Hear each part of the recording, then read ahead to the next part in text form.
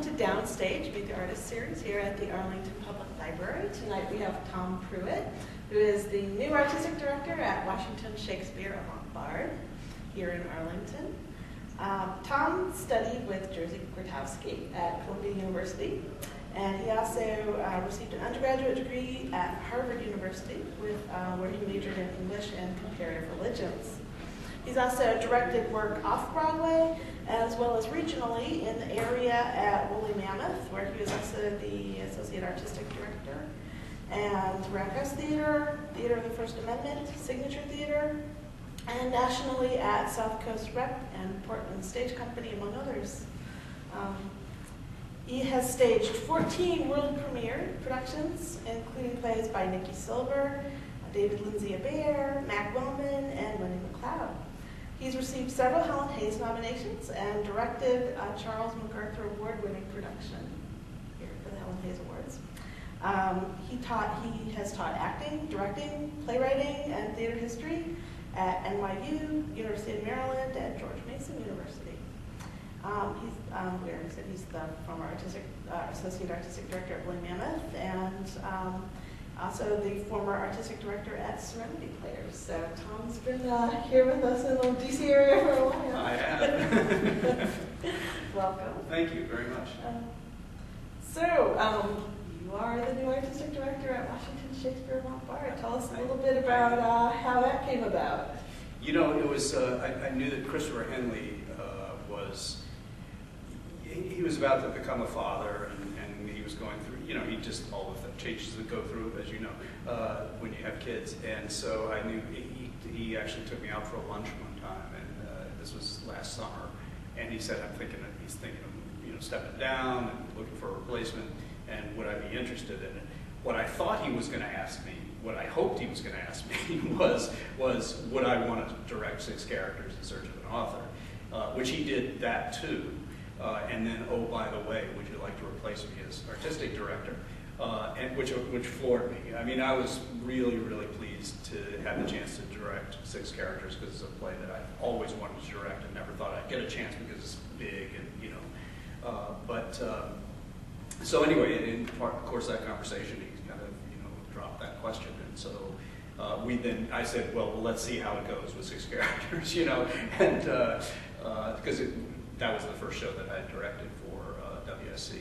And, you know, but Christopher and I go way back. We've known each other for years and so forth. But so we just went back and forth and talked, you know, about what it would be like for me to take over, and, you know, what the timing would be and all that stuff. So, and then it came about February 1st, I guess, was my first official work day. Although before that, there was a whole transition kind of thing going on. Still is, really. So what have been some of your favorite directing projects that you've worked on? You know, you said you were going to ask that question. That's really interesting. I mean, this one that I, you know, had just opened, that we just opened, No Man's Land by Harold Pinter, was a dream project in many ways, because working with this particular cast, including my 2 predecessors as artistic director, Christopher Henley, and before him, Brian Hemmingson. You know, it was just a chance of a lifetime, really, and to direct this big play. I mean, that's one of the great things about WSC, is that we take on big plays, you know, and so that's even though it's only 4 characters, it's still a big play in terms intellectually and emotionally and all of that stuff. So I was, you know, this was just a great experience, and of course, you're always fondest of your latest baby, whatever, you know, whatever.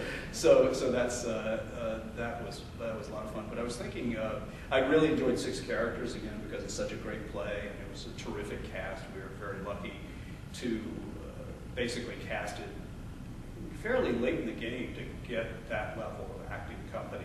Overall quality was extraordinary. I've really enjoyed directing new plays, just to get to know the playwrights, most of them, and it's been a great experience. And I've gotten to work with some really wonderful, you named a few of them, some really wonderful playwrights, and it always adds a level of sort of danger and excitement to be working on a new play that could change any minute.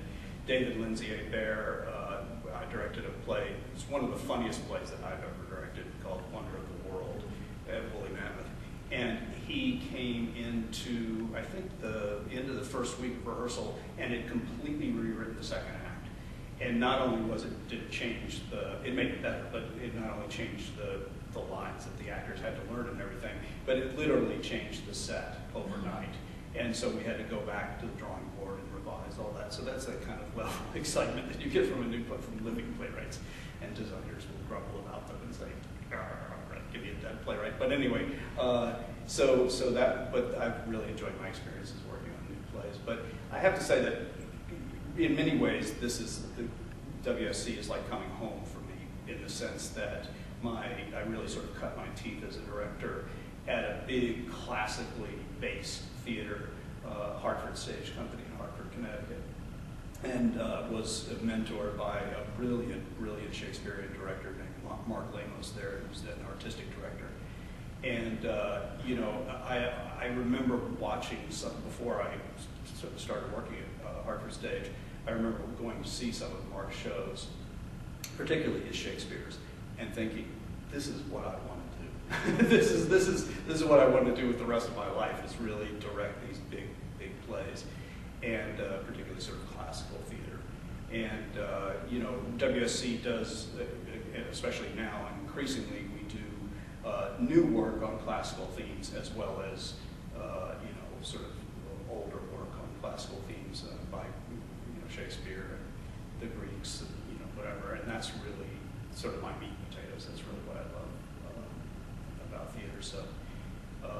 So it does feel very much like this is homecoming and the place where I really was meant to be. Anyway, so not only are you new to the position, but the theater has gone through some pretty drastic changes. You think? Too. Yeah. Yeah. In a very short I period know of time. that the season has not been able to proceed exactly as originally planned because of the change in venue that the company was forced into. So. Yeah, so sometime between when 6 Characters, really shortly after 6 Characters closed, there was a meeting between the folks who run Artisphere, where we became sort of the resident company at Artisphere only about 2 seasons ago, and 6 Characters was the first show in what was meant to be a 3-play season, including a spring rep, which would have happened around now.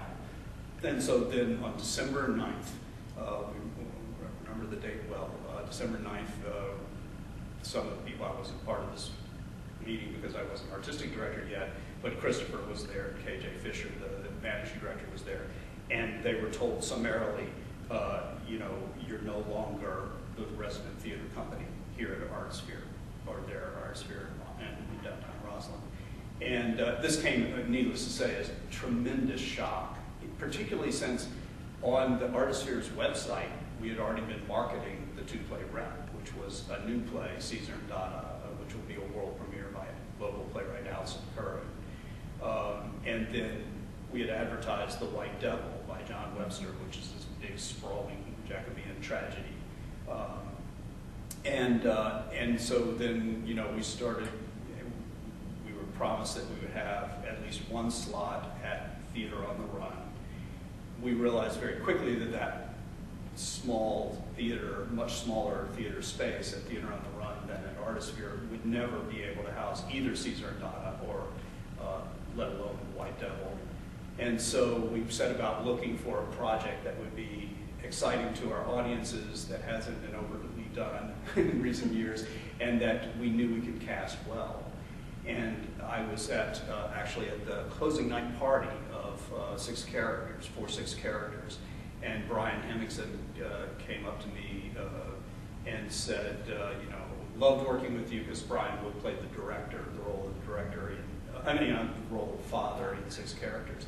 And we'd had a great time working together, and he said, let's do it again. And I said, great, you got any ideas? And he said, what about this Penter play, No Man's Land? Christopher Henley and I have always wanted to do it together, because they together have done, between the 2 of them, have done, I asked them to count, they together have done 19 Penter plays, wow. Both with each other and, and separately, either directing or acting in. And but he said No Man's Land has always been on our radar screen, but up till now we haven't been, of an age that was plausibly the age of the characters, the two lead characters, Spooner and Hearst. And lo and behold, you stick around long enough, and now they are, and so now we all are. And so I didn't know No Man's Land. I'd always been a huge Pinter fan, but I read it and was blown away by it, and realized very quickly that Christopher and Brian would be perfect for the two leads. And I worked with Bruce Rauscher, who did play the director in 6 Characters, and then there was a company member named Frank Britton, a wonderful young actor, who I've been a fan of for years. And so we very quickly assembled this dream cast, and realized that was a play that could conceivably fit in theater on the run. Although we've done, I think the set designer Steve Royal did an amazing job of kind of reconfiguring that space and making it into what feels like a real theater space, as opposed to just an empty former classroom, which I guess is kind of what it was, so it really feels like a theater, I think, now for this production. So, in any case, after this, and we then identified a suitable space for Caesar and Dada, which is going to take place at Catholic University in the Cowan Theater, their black box space, suitable in many ways for that production. So we were lucky. We worked like crazy to try to scramble to keep together the season, because mind you, again, it was midway point through the season that we got the news that we were no longer welcome in the space where we thought we were going to be in residence for, in perpetuity. And it's a shame, and it was difficult. But it really, as always, one of our board members said that his motto is never waste a crisis. And we certainly have not wasted a minute of this crisis, because it has forced us to ask a bunch of questions about, what kind of company do we want to be? What kind of work do we want to continue to do? Are we really committed to doing new plays by local playwrights like Alison Curran and her play Caesar and Dada? Are we really committed to doing the best we can with whatever space we have available to us? And can we be, mobile enough and sort of flexible enough and resilient enough to really meet this challenge of being suddenly homeless and trying to find new spaces for a totally new shape to the season. And I decided very quickly that the worst thing we could do would be to cut back. That the best thing that we could do would be to not only just continue to do the programs that we plan to do, that is 2 more mainstay shows, but that we should actually add programming, specifically a reading series. We're doing 4 readings we've done 2 already, and we're doing 2 more to go this spring, that are all free, but are meant to sort of welcome the theater-going public into our process, in the sense that these are all plays that I'm intensely interested in perhaps producing, or projects. One of them is Beowulf, that's going to take place at Lever Run Outdoor Amphitheater around the fire ring, and that should be really June 1st. And again, they're all free. These are all projects that may appear in our main stage season somewhere down the line, and also feature wonderful, members of our acting company and other actors, artists that maybe I'm not as familiar with, or haven't worked as much with the company, but it's an entree for them as well. But to just really sort of send out the signal that we're here, we ain't going anywhere. You may have to look a little bit harder to find us, we don't know necessarily where we're going to be next season, but still we will be around, and we'll be producing, I hope, really exciting, challenging work on into the future. So, yeah, it's been exciting. Yeah. Very exciting. Yeah. Well, what are some of the other challenges that face a small theater, and what are some of the advantages? Have we covered that? Well, I don't know. I mean, I think that... and also I'm thinking about a core company, because WSC has a core company of actors that they use. What are some of the challenges or advantages of working with a core acting company? Well, it was one of the big selling points for me for the job. I've always wanted to work with a company, and there are rare things these days. Mm-hmm. An acting company is a rarity, mainly for economic reasons. Arena Stage, of course, most famously, maybe in the country, had a wonderful acting company and had to disband that, whenever that happened. But over the course of several years, they sort of tried to make it work, and it didn't quite. And when we say it's really not, I would love for us to have an honest-to-goodness repertory company situation where we're producing, multiple plays at one time, and all of the company members are, playing in, lead roles, but also supporting roles in the course of one season. We're not at that point now, and I don't know, when we will be. I think the biggest challenge there, really, for me, one of the great benefits and great pleasures, really, as well as a challenge, has been just getting to know all these wonderful actors and know all the different things. One of the reasons why I wanted to, the reading series to go ahead is because they had a lot of energy, a lot of creativity, and not enough outlets within the WSC Avant universe to express that energy and that creativity. So I wanted to give them more opportunities to stretch, to grow, to explore new plays, new projects, possibly for the future. But just getting to know all those people and kind of, developing my own relationships with them. I knew them professionally, they knew my work, professionally. But just getting to know each other on a personal level, and then sort of kind of marshaling all that energy and that creativity towards the future of this company. Because one of the things I've learned right off the bat when I started talking to people in the general public, in the acting company, on the staff, and the board, is just how much incredible devotion and commitment there is towards this company and towards, just given the history of WSC and all its peregrinations from, downtown DC, performing in abandoned office spaces for the early production, and then to the years in Clark Street, which are kind of now legendary and kind of burnished in a glow, and then to the years at Artisphere, which we had, sort of high hopes for, that we were going to be there for a long time, and really sink roots in that part of downtown Roslyn. And it just didn't work out that way, so now we're going to have to find other places to sink roots. But just that level of commitment and that level of devotion of, and good feeling is really what, and it starts, I think, with if we're not going to be identified with a particular space, we're identified by the people that make WSC and have made WSC. And it starts with people like Christopher and Brian, and then the wonderful acting company members. It was my incredible privilege to direct Sarah Barker in 6 characters, and she's producing 2 of the readings. Has so far been in both of the readings. She's 8 months pregnant, and played the lead role in a recent reading of Orlando, which is about a person who wakes up one morning. It starts out as a man and wakes up one morning and is a woman, and it was just so delicious to see this woman. It was just perfect. Just couldn't have been better. So people like Sarah and just the incredible commitment that she shows, and the other members of the acting company, that's really one of the great things about WSC.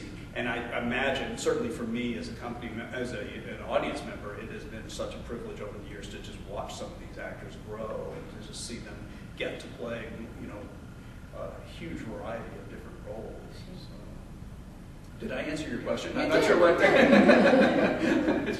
And can you give us any idea of where you're headed now after this summer, or you haven't really had time to even think about it? We don't know. We're considering a whole slew of different options. I can tell you more probably about the kinds of projects that I'm interested in, that we're kind of looking at. So Caesar and Dada, which I said is the 3rd show of this mainstay show of this season, is the first, and we in what we hope will be an ongoing series of what we're calling Classics Now, meaning contemporary plays, world premiere projects on classic themes. Next season, there are two other plays that are kind of in that similar vein, although in this case, as it happens, they're both musicals. One we did a reading of not too long ago by Richard Byrne called Nero Pseudo, which is about apparently a little known fact of history, or at least it was a little known to me, it was unknown to me, is that once Nero died, it was sort of like Elvis. There were all these people who claimed to have seen him, that he really didn't die, or that he was still alive, and sightings of Nero. And in fact, there were Nero impersonators, including in one case, in the case of this play, it's a Nero impersonator who is claiming to be a classical actor. Did you see the reading? I did. Okay, I did. yeah, so you know. And the band is Suckled by Wolves. Suckled by Wolves, yes, exactly. And it's wonderful. It's a mashup, I describe it as a mashup of ancient Roman history and 80s glam rock. Mm-hmm, exactly. And so you think David Bowie or whatever. And it's just wonderful. It's so much fun. The second sort of in that same sort of Classics Now vein, second project that I'm really interested in doing soon in upcoming seasons is a new play, a new musical called Visible Language by a good friend of mine, Mary Reesing. That is, do you know Mary? Yeah. She wrote this play. It's a musical about the invention of deaf culture in the United States that took place in D.C. And it features Edward Gallaudet, the man after whom Gallaudet Universe is named, and Alexander Graham Bell, who, lesser known fact about his life is that he spent much of his adult life trying to, well, developing and then trying to kind of promote a method whereby you could teach deaf people to talk. One of his students was Helen Keller, who later in her life recorded, speeches, lectures, because she learned how to speak partly through Alexander Graham Bell and his technique. The play is bilingual. It's in both spoken English and sung English and sign language.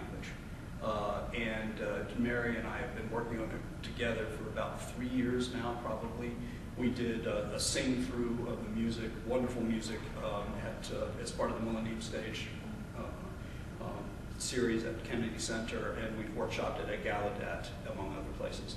So that's a very, very exciting, and it couldn't be more sort of timely or topical to, DC, and because all these things happen here in DC. So those are a couple of the projects I'm really excited about. There are a couple of Shakespeare's that we're looking at that WSC Avant, for whatever reason, has never done. One of which is Othello, which is interesting, that we've never produced that. Another is King John, and a third is Timon of Athens. And then Two Noble Kinsmen, if you consider that a Shakespeare, and so I'm looking at some of those. There are a couple of comedies, including, one of them we just did the reading of Orlando, so I'm very interested in possibly producing that. There's a wonderful French classic that I've directed before that I've loved forever, called The Mad Woman of Chaillot, and sort of 20th century classic, and it's a wonderful comedy, very timely, because it's about people, rapacious capitalists who want to ruin the earth and cause depredations to the environment and all this stuff. So those are some of the kind of projects that are kind of on a near-term horizon.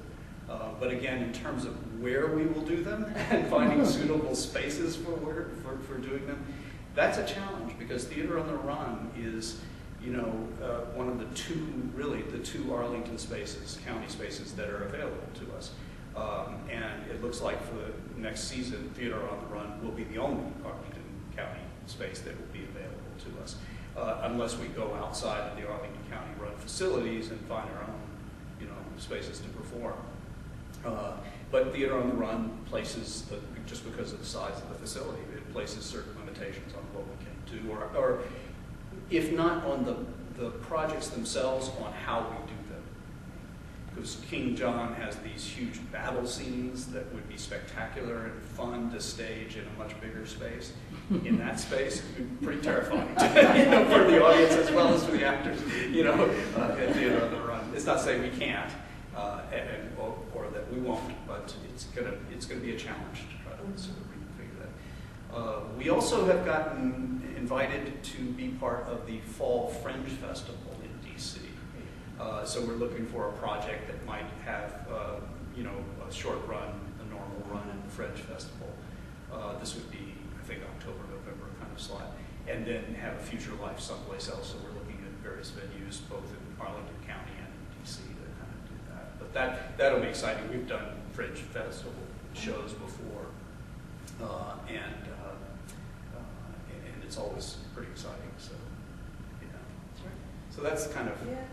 Few of the ideas on the horizon here. So, yeah. Well, did you have any questions before we wrap it up? I know. Well, yes, I do. Okay, good. What happens when you feel that production is just what you want and the critic is absolutely tone deaf to what has gone on? I mean, we see differences in the critics, and sure. Some seem to be determined to blast some, and others are just insensitive to. I mean, that's not saying that all critics are. Right. But what happens with the cast when this happens? Oh, that's a really interesting question. And I also would just add to what you just said, not all critics on all days. You know, at every performance, it could well be something that's going on in personal life or whatever, or that they just don't get it, or in the case of something like Pinter, I had this experience with, not so much with this current No Man's Land, but with a David Mamet play. There's certain playwrights who, you know, what I was going to say was that there's a certain orthodoxy of style that people come in expecting to see. And if you don't do that way, sometimes critics will say, well, that's not how you do David Mamet. You know, David Mamet can't be that funny. David Mamet has to be, you know, much more serious and stuff. And I happen to direct a play that is a comedy. It's Bobby Gould in Hell, and it's an out-and-out comedy, and it happens to be by David Mamet. So I think that's one of the biggest pet peeves that I have is when people come into a production with certain preconceptions about how it must be done. And of course, with WSC, that ain't gonna wash, because what we're all about is breaking through preconceptions and doing things in a new way or a visionary way or, you know, revisionist way. What it does to the cast, it can have an effect. It can have a real demoralizing effect. I think that most people who've been around the block a few times, as I have, and certainly Christopher and Brian, and this whole cast of No Man's Land, for example, you know, it's either they don't read it until after the show closes, which is the sanest thing to do, which is what I wish I could do, you know, is it be that same. I know one couple, an acting couple, who, if the husband is in a show and the wife is not, she will read the reviews and tell him, you know, it's okay or not so good or whatever, but just not read the review to him or whatever, and he'll do the same for her. I don't know what they do if they're both in the same show or both, you know, but in any case. So it can affect things in the sense that obviously it affects, I think the major thing is it can affect the audience. It can affect the audience size. And also the audience's reception can be affected to an extent, you know, that the audience will come in again expecting a certain thing because they've read about it and stuff. But you know, every one of us who's ever been in the theater and, you know, has had bad reviews as well as over-the-top rave reviews that we didn't deserve, you know, and you know, we just got lucky in that respect. So it's part of the business. I don't know why I'm reminded of this, but there's a charming story about Thornton Wilder and his sister. Was his sister named Isabel? I think that's right. Yeah, who is his kind of amanuensis and his really closest friend in the world for all of his adult life. And they lived together, I think most of their adult life, in New Haven, Connecticut. And on the opening night of our town, they had taken the train to New York, and they were going to go back, grab the evening papers. This was in the days when on opening night the reviews appeared, right? You know, as opposed to several days later. And so they bought a stack of papers, which in those days there were a number of newspapers still, you know, in New York City that mattered. And they were sitting on the train, and they were starting to read the reviews, and it occurred to them that when they got back to New Haven, it was going to be really, really late, too late to walk home. But they wanted to decide, do we splurge for a cab, or do we take the trolley, you know, the streetcar?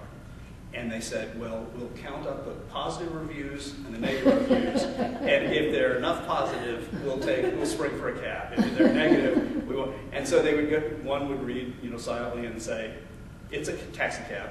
And the other would read, you know, streetcar, you know. And so the taxi cabs barely went out, I think. Really? Yeah. And it's this is become for our classic. Yeah, exactly. So it's a strange part of the business. I mean, I'm sure the critics don't think it's strange and think what we do. Why can't they get it right? But anyway, yeah. And the best critics, of course, it's part of, I won't say the best critics, but in terms of if the ecology of the theater world is right, if the feeling is, you know, if there's a supportive enough community, if there's, you know, if there are enough critics, you know, so that you get a kind of critical mass, they become part of a larger conversation. You know, they become another sort of mode of feedback, another mode of promotion for the work, and also just I think that the most important thing, to me, the most important skill of a good critic is that they write well and vigorously with energy, and that they actually like the theater. I have the ones that I have just had the hardest times with, whether they like what I do or what that production that I've been involved in that did or not. If it just seems like they just were annoyed to have to be there, that they would have rather been any place else watching the Capitals game or wherever they wanted to be, you know, that's when it becomes kind of a drag. You know, that's when it pulls down the whole and upsets the whole ecology of the system. But if they're love it or hate it, they have the energy, the vigor, you know, and they convey the sense that going to theater is important and is, you know, important to them, then, you know, that's pretty much what you can ask, I think, you know, honestly. So, yeah, sure. It's an interesting question. Anything else? No? All right. Well, Tom, thank you very much for Thank being with you. us. Thank you very much.